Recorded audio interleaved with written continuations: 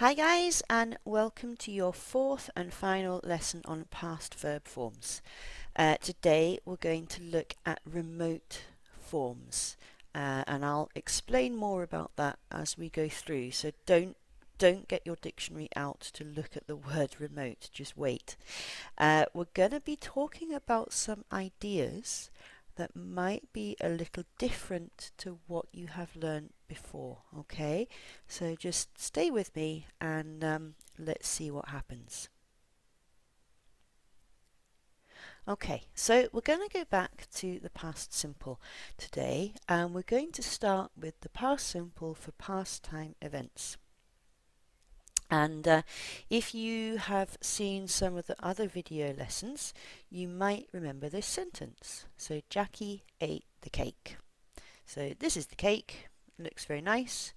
This green X is now, and we can see that Jackie ate the cake is a completed action in the past. There is no connection between the present time and the past.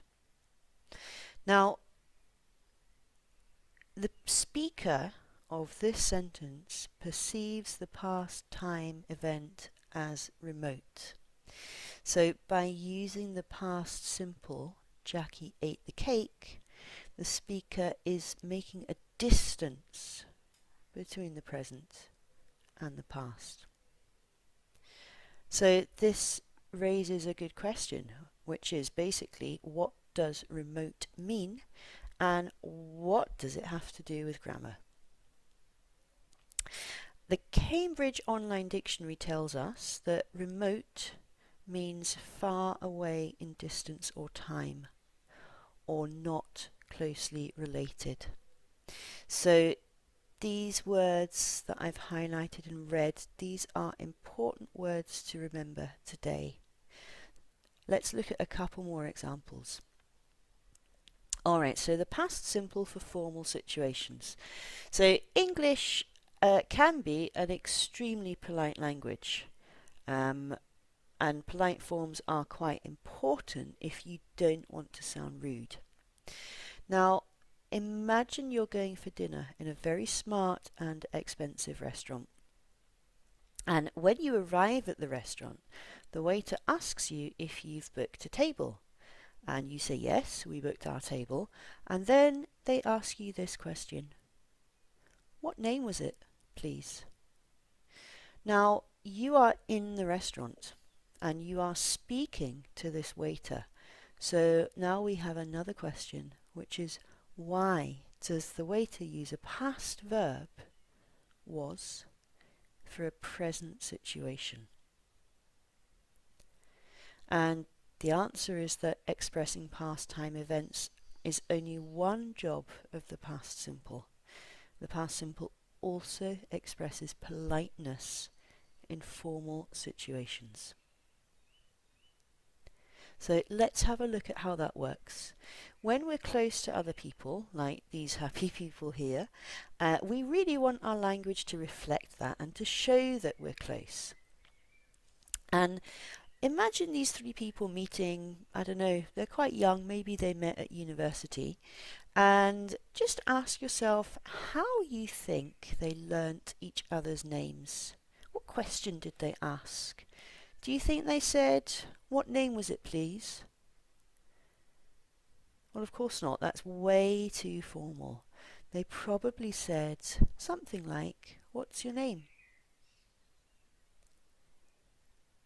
So if we go back to our waiter in the restaurant, we're not close to the waiter. We're not friends. We're not relatives. We're just meeting in passing. And we need our language to reflect that too. And the way we do this is with a past verb form. This past form creates distance and it shows that we are not connected to the waiter. In other words, the past simple creates remoteness or distance between people. Okay, so now we're going to look at the past forms of modal verbs, and I'm going to give you a super quick quiz. And I want you to think, what's the past of these modal verbs? Can, will, shall. Okay, the answers should be obvious. Could, would, and should. Right? Well, yeah and no. Kind of. I can speak German talks about present ability. So this verb here, can, is definitely talking about the present. I could speak German when I was at school. Well, obviously here we're talking about past ability. But it's not that simple. Look, I can come tomorrow. Now we're talking about a future possibility. I could come tomorrow is a more remote future possibility. In other words, B is less likely than A. Maybe I would say this because actually I would prefer to see you next week, or I might be busy. But the point is that we can use these so-called past forms to talk about the past for sure, but we can also use them to talk about the future or the present.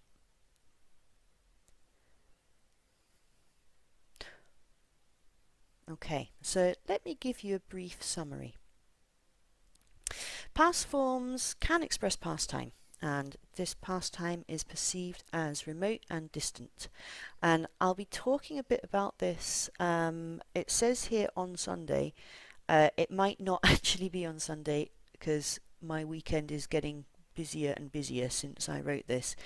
But at some point this week, I will be posting a video which talks a little bit more about this, okay? Past forms can do other things. And the key thing I'd like you to remember is that all these other things create distance or remoteness.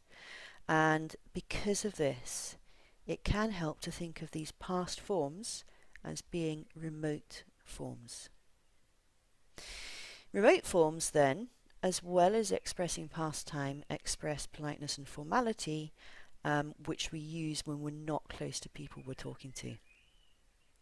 And here are some examples. So, could you pass the salt please? That's the most polite. Can you pass the salt please? Well, that's okay. And maybe if I'm with my friends or my mum, I might just say, pass me the salt.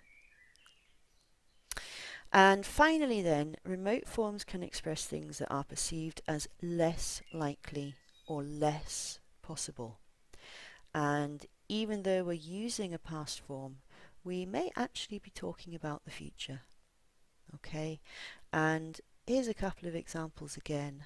I can definitely see you on Thursday. I could probably see you on Thursday.